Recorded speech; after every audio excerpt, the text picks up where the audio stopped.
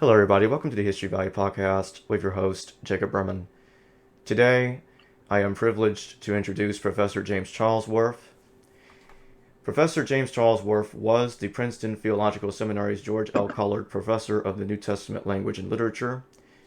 He specializes in the Apocrypha and Pseudepigrapha of the Old and New Testaments, the Dead Sea Scrolls, Josephus, Jesus Research, and the Gospel of John.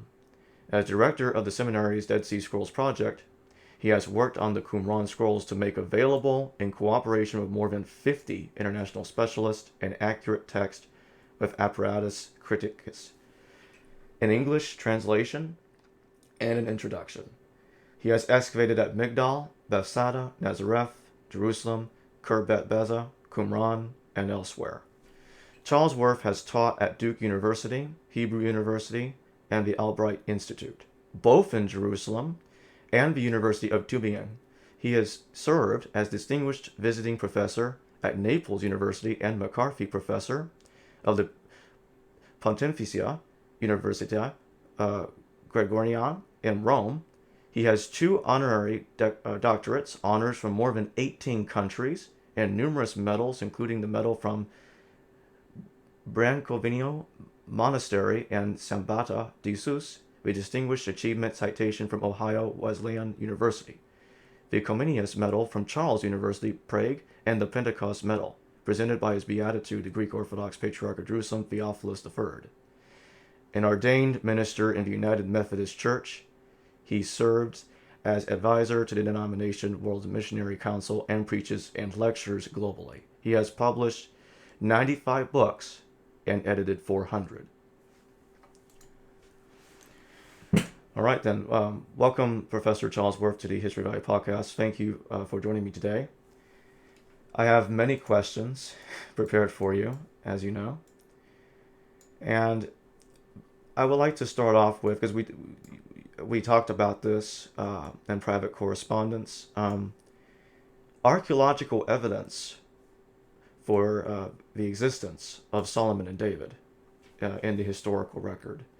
You said that there's been recent excavations in Israel. You just recently returned from Israel to Princeton.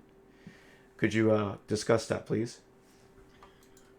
Let me thank you for giving me the opportunity to speak to all the people that follow you, Jews, atheists, Christians, Roman Catholics, people who are searching for answers.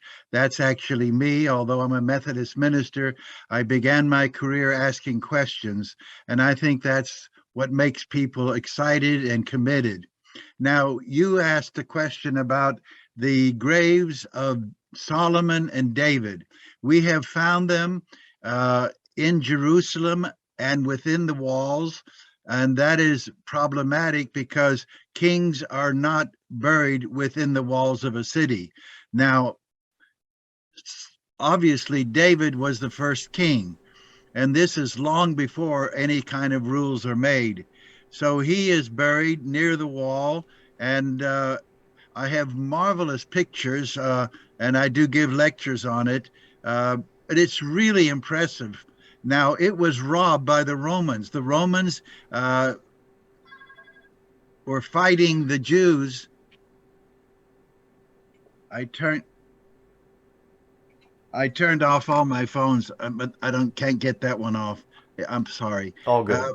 There was a horrible war, and the Jerusalem area between 67, really 69 and 70, first century, everything that was important was destroyed. So they would tear down walls, buildings, and they built a wall, a massive wall all around Jerusalem. That's the way the Roman armies did. They built another wall, and there were over 500 people a day crucified on the wall. So that's why all you do is have a remains of a tomb, not a beautiful tomb. It would have been there in Jesus' time. He would have stood and seen it. Okay, now the tomb of Solomon is a little bit to the left, and our work on it suggests that other kings were buried there. But maybe 200 years later, we can never be more precise than that, the subsequent kings were buried in the area outside the walls. So it's very exciting. We do have clear evidence where David and Solomon were buried, and where people are taking now. They are taken to a place of modern Jerusalem. It wasn't the Jerusalem of David and Solomon, and it's a medieval place, and it has the tomb of David on it, but it cannot be the tomb of David. Mm. So, so there's a separate, if I'm understanding this correctly, there's a separate claimed tomb of David that is distinct from the one you were talking about earlier. That is medieval in origins. Every archaeologist would agree on that, every historian. Obviously, when people went to Jerusalem about 1300, they didn't know what Jerusalem was like 1300 years earlier, let alone 2300 years earlier. They were not trained. No one was, no matter who you were. And so you have the modern science of archaeology, and it is a science. It is not a theological discipline. We come together and we use every technique you can think of, every advanced method. And there's absolutely no question the tomb of David that is shown to tourists cannot be the tomb of David. It is the expanded part of Jerusalem. As you know, cities grow, so it is far away from where David and Solomon lived. When exactly were these tombs discovered? How recent? Oh, that's a very complicated question. They're very hardly anybody knows about them. I lived in Jerusalem since 1968, and I didn't know. I worked with Dan Bahat, who in my judgment is the best archaeologist of Judea and Jerusalem, and he took me there, and he is absolutely certain, as I am. And I became confused because I saw some publications, and they said where David's tomb was, and they got it confused. That's Solomon's tomb. We're talking about the two tombs that have been found and are really unknown to even scholars. Why is that? Why is it so unknown right now? Well, I think you can guess what the answers, as well as the people. Uh, it's a little off the beaten track, and I wouldn't take people there now because of the terrible danger in that area. Remember, that is where east meets west. Jesus, you can say, was from the east, and the Romans were from the west. So that's even part of the crisis. During this whole period of Jesus' life, the Persians were attacking from the east, and the Romans were attacking from the west. So I would take you there, but not more than two or three people. It's a bit dangerous. But I think my first point was it's not where people usually go.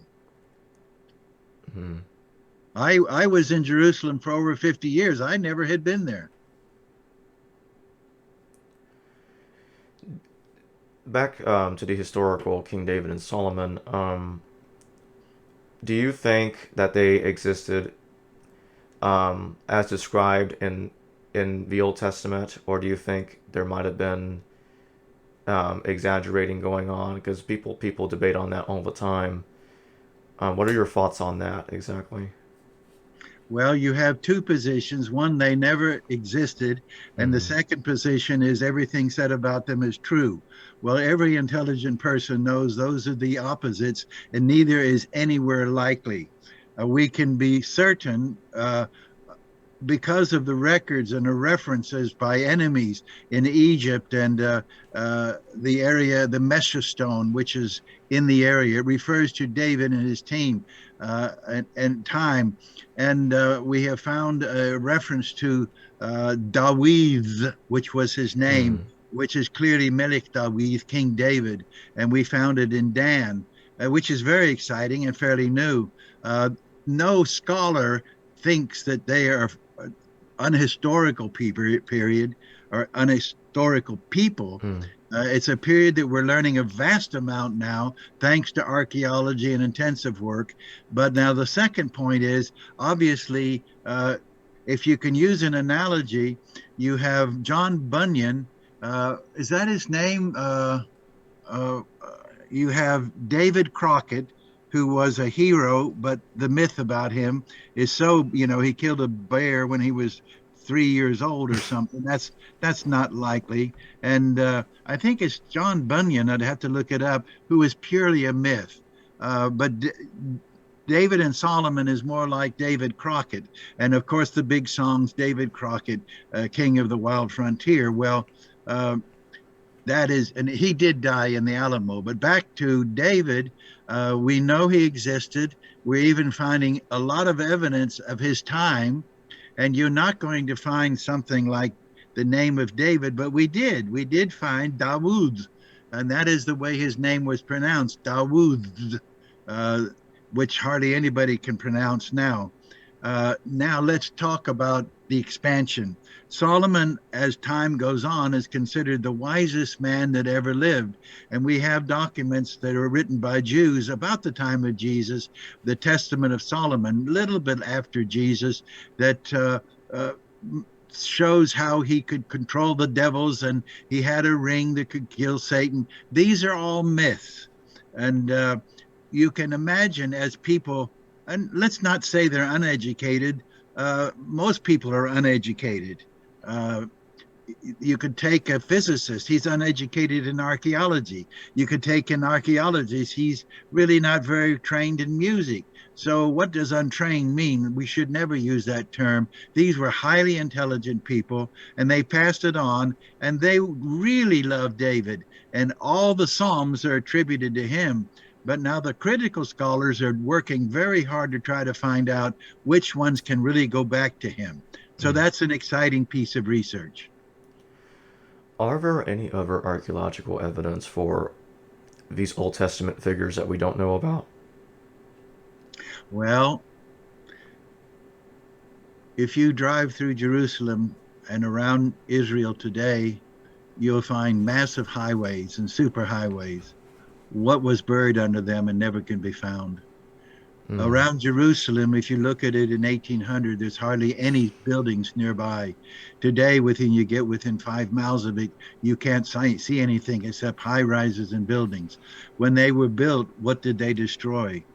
I have found a lot of things that I have never had a chance to talk about.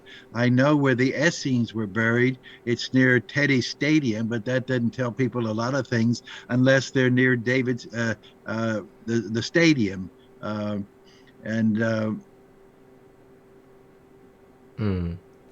It's very, very difficult to talk about the past. Let me tell you, people are saying we have 66 books in the Bible. Well, we have much more other books that are biblical. They didn't make it in the Bible. And the Bible was open until about 200, Common Era. And that's quite something. But let's go back. We didn't know about the Dead Sea Scrolls. It was a Bedouin who found them. He found them in 11 caves, but 99% of them were gone. Little fragments were all that left. And the Bedouin, and I spent a lot of time sitting and talking with them, they said we just threw them in the air looking for gold, and then we didn't know what to do. We tried to repair our sandals. Can you imagine sandals repaired with $300,000 worth of a scroll? I can, but smelly scrolls that are 2,000 years old to a Bedouin is worthless, but they found it. Now, my point is, how much was lost forever? But to take the burning of Jerusalem. The burning of Jerusalem in the early fall, September of 70. How many scrolls were in the temple? There were over 20 synagogues. How many scrolls were in them? There were scribes and scholars. How many scrolls were in them? All burned. The whole city was burned down. And it is very hard for me to try to get scholars to realize that. I think the laity can grasp it because they haven't spent their life studying what has been preserved. I think we should always ask, what was preserved? Was it an accident? And what has been lost? Obviously, you can't edit what is lost, but you can, what you do edit, you can mention, fortunately, this was lost. There are apocalypses. I know you're going to be talking about that. There are a lot of apocalypses that we know reference to. We don't even have one quote from them. That's a shame. Yeah. Well, I would say it's a dedication of scholars who are paid very little, who work 16, 17 hours all of their lives, sacrifice. I wanted to be a trumpet player, and I was trumpet soloist at Duke University, and I wanted to be a basketball player, and I used to play with the varsity, but I got on my knees and said, Lord, I want to be a scholar. I have a lot of questions. So you have to say no to a lot of things and the sacrifices. People could go out and watch movies. I didn't have time to do that. You really had to study, and I'm not bragging, but I had to study Greek and Latin and Hebrew and Aramaic and Syriac and Coptic and hieroglyphics and so forth. And I still don't know Old Church Slavonic, and I don't know Armenian, and I'm not very good in Ethiopic. Now, why is he mentioning? Because when the Romans destroyed and made Rome powerful, all these writings spread around the world into the languages that they're now preserved in. Many writings written in Hebrew or Aramaic, Jesus language, disappeared and appeared later in Syriac and Greek and other languages. And we're constantly looking for lost manuscripts. I found some in Leningrad. I have found in St. Charles University. I found some in the Vatican. That gets us way off the track, but there are many, many writings that still can be found. Think about the monasteries that have books that are not cataloged. Yeah. So there's a lot more to be found, and to be found in the earth. Yes, I'm sure there are other caves around Qumran. It would be nice if we can get a wealthy man to say, or a wealthy woman or a wealthy group saying, we'd like to help scholars the way that it was being helped in the 20s and 30s. Because now you see what happened. We had 50 years where basically scholarship proved the Bible inaccurate. Now we're just asking questions and exploring, and we're finding astoundingly how accurate it is. And when we get to Mary Magdalene and Jesus, that will be quite a breakthrough when we talk about synagogues. Now that you mention it, I do want to get into that. You were saying to me during our phone call conversation that there's been some stuff found on Mary of Magdal. What stuff specifically? There are 3 amazing discoveries that I'm happy to announce through you. Migdal is where Mary of Migdal was from. Mary Magdalene is English for Mary of Migdal. Magdalene, Mary Magdalene. So you can hear Migdal. Okay. I excavated there for many summers, not full time, but I can't be in Israel all the time, but I would dig there for 3 days or a week, and we never found a synagogue.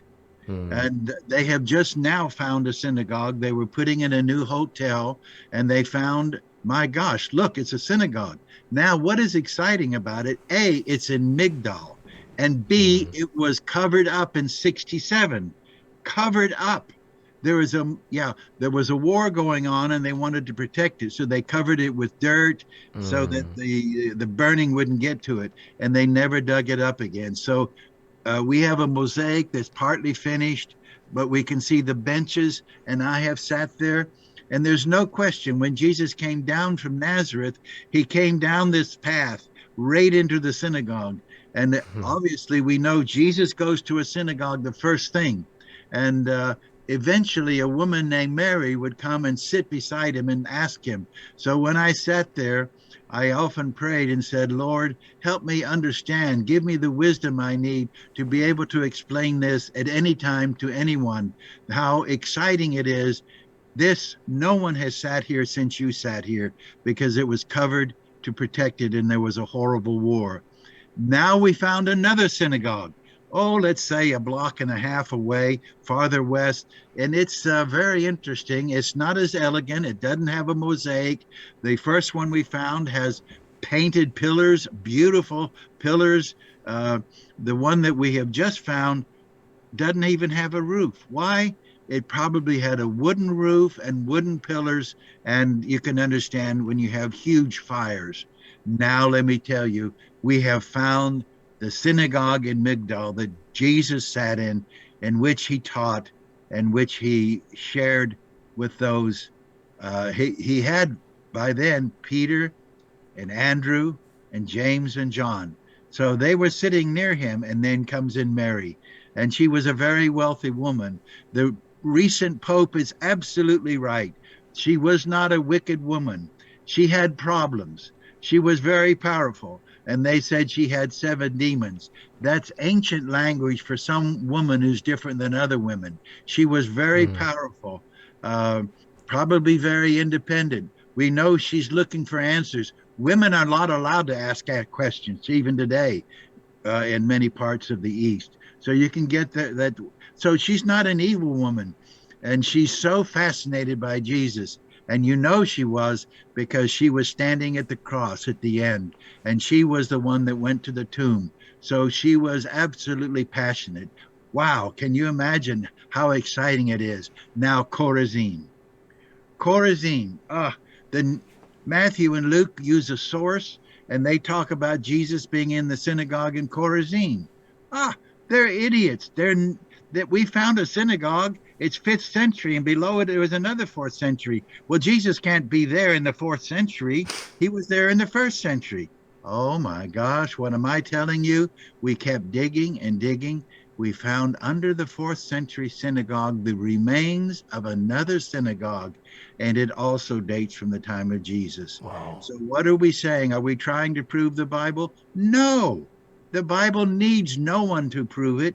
Either you accept, in various ways, that there is a powerful God, and people have explained what they knew about God, but it was a long time ago. And don't ask them to use our language and the sophistication that everybody has listening to you.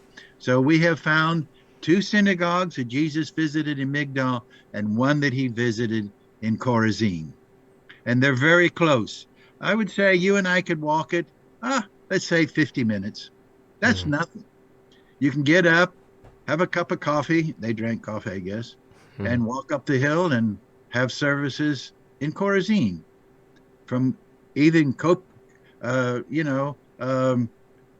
can go from any one of the little villages down on the Sea of Galilee. Capernaum, for example, that was Jesus's home. He made that his home. We can walk from there, from Chorazin to Capernaum, 1 hour. It's down the hill or up the hill. So, when you go up the hill, let's give us 10 more minutes. So why haven't other scholars talked about this yet? Even though there's obviously other people that know about this, why hasn't anybody taken photographs or whatever to make this thing public before now? It's not made public. I'm making it public. Oh. I'm working on a book. If you wanted to push, there have been some Hebrew articles in some newspapers, but it's not been published. Oh, I see. Okay.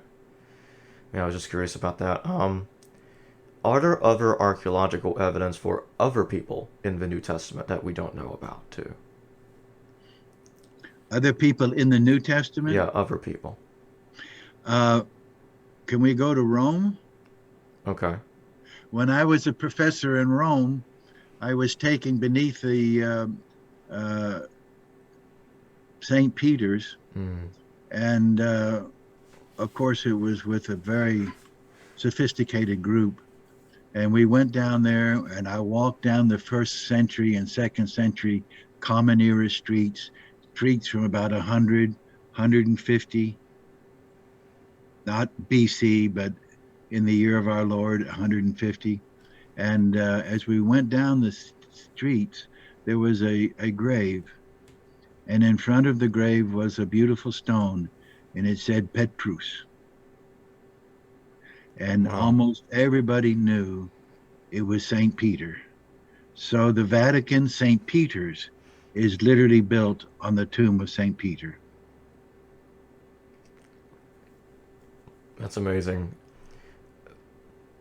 Are there others? other ones like that for other people. Like I've heard one about Paul. I've heard stories about Paul's remains being found, but when I looked into it, I couldn't find too much information about that.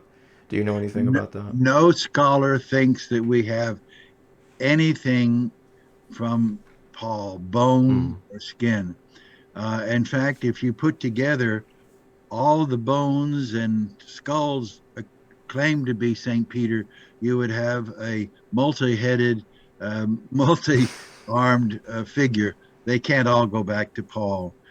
What I can tell you, I've worked on Cyprus, and he was there, and you can see not very much, but you can get the traditions.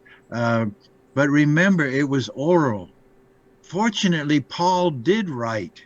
We have some really marvelous compositions by Paul. He certainly wrote Romans, for example, and it's one of the greatest compositions in history. And it started the Reformation, reading Romans. It started the English Reformation, and it has already always in the churches been one of the great masterpieces. So Paul was a genius. He was also probably a person that wasn't so easy to live with. He was so passionate about Jesus. They couldn't stop him. They would stone him, and he would keep coming. He was shipwrecked, and he kept coming. And in Ephesus, he fought animals. So he's quite an athlete. And I've written an article when he says, "I have run the course, I have finished the race, and the crown of glory is given for me in heaven." Well, he's not using a metaphor that's fake. It's his own metaphor. He's run races. He fought animals in Ephesus, and obviously he won. So the life of Paul, he was Saul for a while. That is a very important life. Let me talk to Christians. People say Christians are crazy because they believe that Jesus rose from the dead. Actually, the texts are that God raised Jesus from the dead. It begins as a passive, ergerthe, which means he was raised. Well, who raised him? God. God raised up Jesus, his son. Now, if that's the case, fine. I have no problem. You talk to astronomers, they're talking about Genesis is unbelievable. There's no way they could have known what they explained. There was light. God said, "Let there be light." And that's how the Big Bang began. And so we're finding scientific, if you don't try to prove anything but ask questions, is there a God? How else could you explain what we're seeing? When I started in astrophysics, we knew about 7 planets. Now we know about 70,000, maybe 7 million. We don't know how vast our universe are. Who are we? What is the earth? The sun is not important. It's a little sun. And you and I have been living through a tremendous revolution of thought. So keep asking questions, but that doesn't mean you don't have a commitment. Only a person who has a strong commitment can ask a good question. You take, for example, a boat that doesn't have a rudder. It's not going anywhere, no matter how good the captain is. Get your rudder, ask your questions, and make sure you steer toward what you want to go toward. I hope that is somewhat helpful, but getting back to the resurrection of Jesus, Paul, who is Saul, is on his way to Damascus. He hates the Christians. He calls them infidels. He calls them people who are destroying Judaism. And on the way to Damascus, he says it in his own words. We have it in the word he wrote. And he appeared to me, and he called to me, "Saul, Saul, why are you persecuting me?" That's all he said. He never said that he saw Jesus. His followers said he saw Jesus. But he was on the way to Damascus, and he heard the commission. So there you have a person that hated Jesus, thought the resurrection was a good idea because he was a Pharisee. But these were idiots. These were not trained people like him. They were not brilliant like him. Well, Peter, he had to tell Peter off. But I tend to take Peter's side. Brilliance is not what it's about. It's commitment and following and being truthful to yourself. So going back to Mary Magdalene, why was she portrayed later on? I know that's the portrayal of hers changed, but why is it for a while she's been viewed that? Why is it for a while? Why has she for a while been viewed as a wicked person, and they said all kinds of bad things about her? What do you think caused that? Well, it's in Luke when he says that she had 7 demons. Mm. And it wasn't until the 6th century, that's 600 years later, that they began to say that she had it. She obviously she had demons was in the text, but what did that mean? And they interpreted according to the medieval time that she was a prostitute. But fortunately, now the Pope has said, no, not at all. That's not what the text means. And everybody I know agrees with it. You can't take your concepts and put it in the Bible and change the Bible. You have to study the Bible and ask, what did it mean to the author and what did it mean to the audience? So when Luke wrote that she had demons, it means she's not an ordinary woman, that she was extraordinary. Of course, we know she was. And I think she was the best disciple Jesus ever had. She was there at the cross, and his blood splattered on her face. And she was the first one to go to the tomb. Now, we would like, when we're in heaven, well, let's walk up and ask Mary Magdalene, why did she go to the tomb?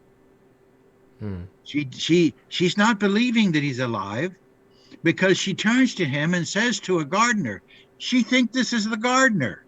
There's nothing wrong with her eyes. What has happened to Jesus? Now we're into preaching and speculation, but she looks at Jesus and she says, Jesus says, Mary. And she says, Rabboni. We have never found that word Rabboni. I think it means my beloved rabbi. So it may be her special word for him, just like, you know, a lot of people have special words for me. They're nicknames. Rabboni may not be found anywhere except in the text where Mary hears Jesus and says, Rabboni. Now, if you ask me, did she believe? Let me make a point. If you clearly confront the risen Jesus, there's no need for belief. And that's why Jesus cannot come to people the way he did, because there would be no belief. And that's all we can do. We'd be nothing. We have to believe. Oh, people say you're an idiot, you believe. I will say it's probably the best aspect of my life. And I know there's another world, and I know there's a powerful force, but we're wanting to stay true to Mary Magdalene. There she is in the garden, and she sees the risen Lord. That gets me to another question about the tomb. There's a controversial tomb with many ossuaries in it, and it's been claimed for a while that that is the tomb of Jesus, the Talpiot tomb. What are your thoughts on the Talpiot tomb? And then my next question after that will be the James ossuary as well. Well, you're asking something that is I've been very much a part of. And I was there with Simca and other wonderful people like the professors at Charlotte, University of North Carolina in Charlotte, James Tabor and others, Gibson. Now, you asked me a question.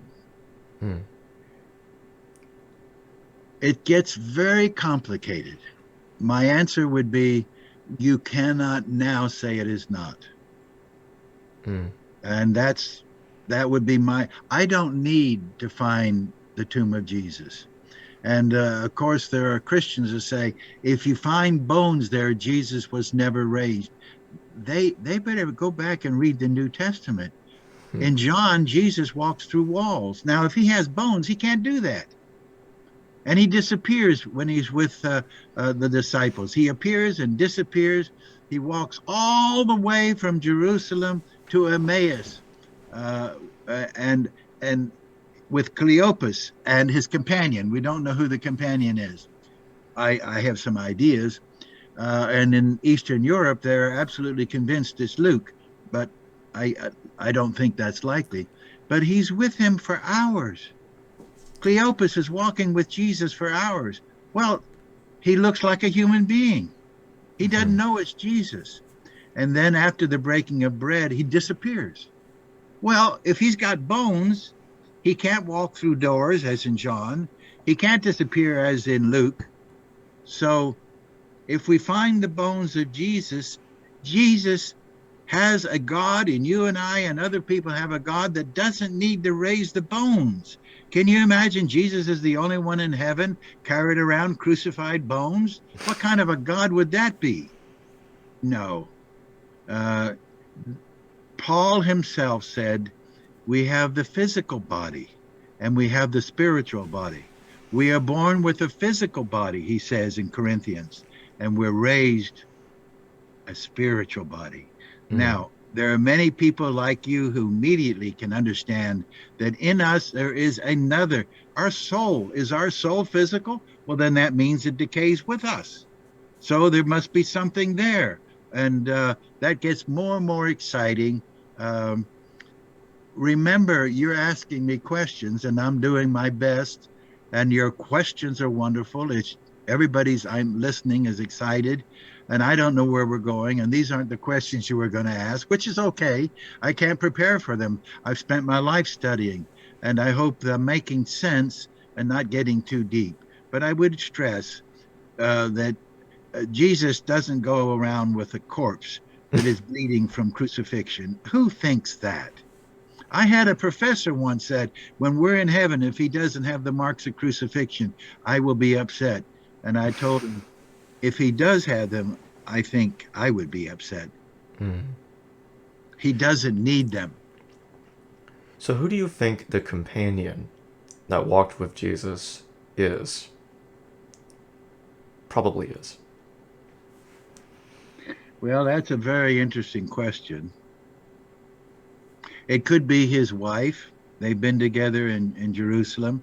An argument in that favor would be you never mention women. The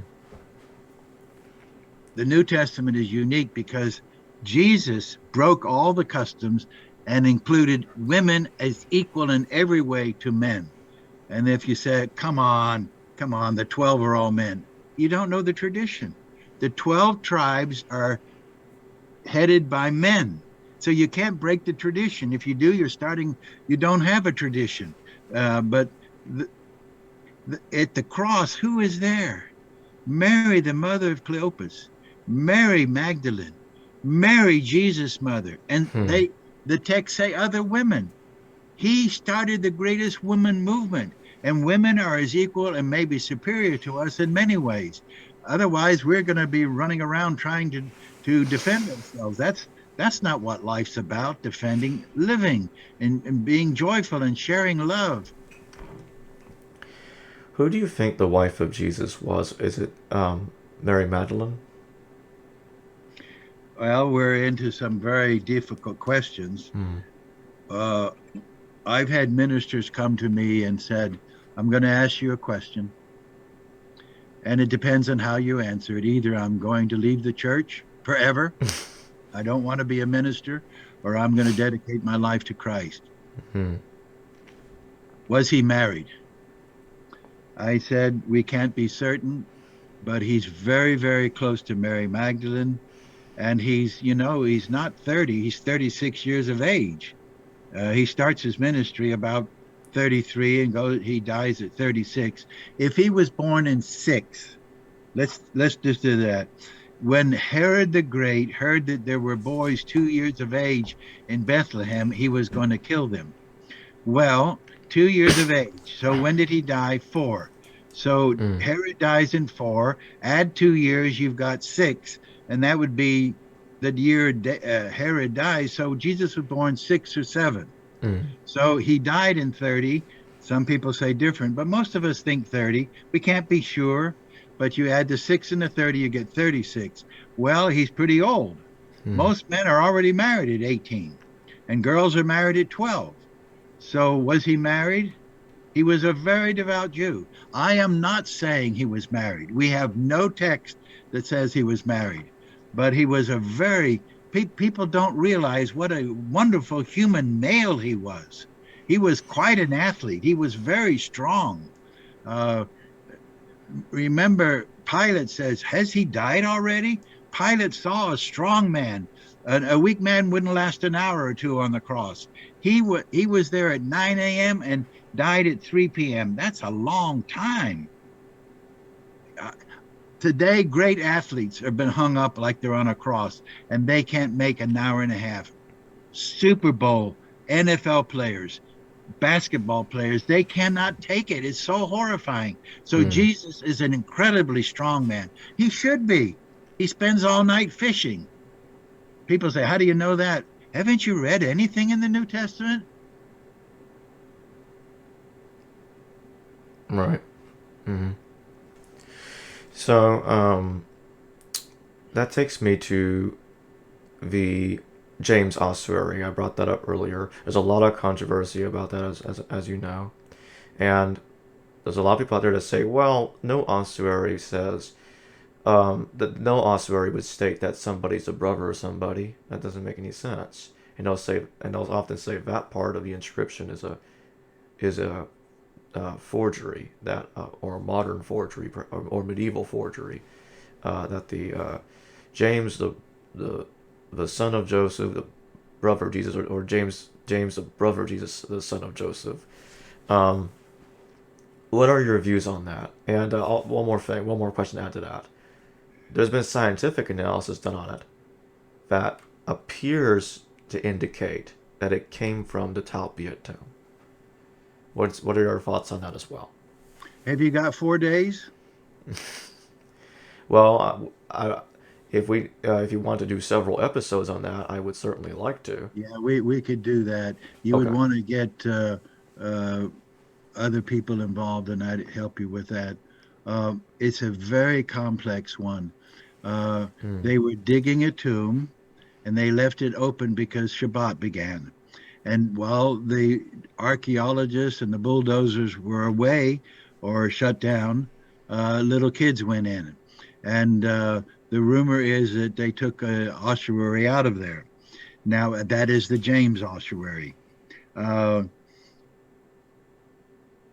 years, I have said I don't believe a word of it. I argued that Yeshua bar Yehoseph, Jesus, the son of Joseph, is authentic. Wachui Yaakov, and the brother of James. But the greatest Aramaic scholars, this is Aramaic, in Jerusalem and in the United States said that is all authentic.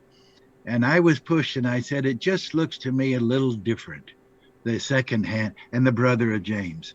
And I said, I agree with those. You usually don't get the name and the brother of James.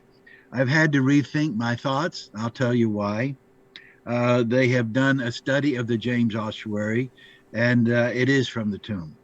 They've done a very intensive study. Well, it's from the tomb. What does that mean? Because the people in the tomb are almost all related to Jesus. And what are we talking about? Jesus, Mary, mother Mary, and his father Joseph, however you want to define father. I would think that's another question that I don't want to go into now. Christians are divided on it, but the so-called father of Jesus is Joseph. Well, these are common names. It's like Jack and Jill, or Bob and Janet, or Alice. So you can't say they're Jesus' father and mother. Two common names. But now the intensive study of the dirt on the James ossuary proves to scientists, and I think to me, it's hard for me to say, well, it looks like I'm getting more and more to think and I have studied the ossuary, I've held it, and I've explored it, and I know it says Jesus, the son of Joseph. Well, there were thousands of people named James, and they were the son of a man named Joseph. The people think, well, Jesus' father was Joseph. That's it's a slam dunk. Well, come with me and let's start looking at all the ossuaries. Here's James. Here's Joseph. And if you look at Josephus, the names he mentions, Joseph of Arimathea. There you go. It's a very popular name.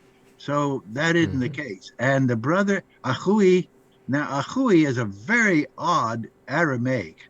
And for someone to fake that in modernity is mind-boggling. How would anybody know that? You would have to be the world's best Aramaic specialist. So I had to change my mind. It's not just something that you can do. Ahui, it's not the brother of. It's a very strange form of the brother of, and the brother of Yaakov, James. That's my name, James. So can it be? It looks like it's much more likely than I ever thought. And that gets very interesting because the level of probability begins to rise. That we're into something very exciting. But it's going on in our lifetime. Yeah. And a lot of the people that are saying it's a James ossuary and we have found the tomb of Jesus, they are very devout Jews who have no interest in Jesus. In fact, one of them told me, he's my dear friend, he says, the more I study Jesus, the more I dislike him. And I'm trying to persuade him, the more I study Jesus, the more he's the most awesome, brilliant, and courageous man who ever lived. Imagine standing in front of Pilate and Caiaphas and others, and he didn't open his mouth to defend himself. It goes back to what I was taught as a little boy. Son, don't defend yourself. Your enemies won't believe it. Your friends don't need it. And so there is Jesus, and he doesn't say a thing. Is that accurate? Let's say, I hope it is. And there were eyewitnesses. And remember, at the trial and at the crucifixion, you better say that Jesus was crucified. You better say he screamed at the end, Eli, Eli, lama. My God, why? Sabachthani, you have forsaken me. Then he dies. Now, I know he's quoting a psalm, but he's not quoting the end of the psalm. I think he's a human in all his life. This is me. Don't take it seriously. It's my subjective. All his life, he knew that God was acting through him in a most powerful way. He recognized the wisdom he had was not something that he attained. It was given. And don't forget Einstein when he was pushed. E equals mc squared. Come on, Albert. Tell us how you do it. What was your mathematical formula? Come on, tell us. How did you do it? It was revelation. The scientists couldn't believe it. What? It was revealed to me. And the same thing with Edison and others. They talk about when you work as hard as you can, speculation and struggle, then I think God can add that little bit that gets you to the final wisdom. So these are some of my thoughts, and I'm open to relaxing. I wish we could see more evidence of God acting in history, but remember, we always see him in the rearview mirror. We can look back, and we won World War II. I can give you 100 reasons why we won battles we shouldn't have. Take, for example, Dunkirk. Unbelievable. No way they could be saved. And it goes back to Hitler. He said, use planes. If he had used the tanks, he wouldn't have lost a tank, and he would have wiped out the whole British army, and that was the heart of our attack forces. Don't people take God and say he was there in the Exodus, where has he been lately? Let me tell you, Helen Keller, born blind and deaf, but what a genius. You want to leave God out of that? She didn't. Hello viewers, thanks for watching this video from the History Valley YouTube channel. Please don't forget to subscribe and hit the notification bell, and if any of you wish to further support this channel, please consider checking out this channel's Patreon page and becoming a patron, and or donate through PayPal or through Super Chat during a live stream. Thank you.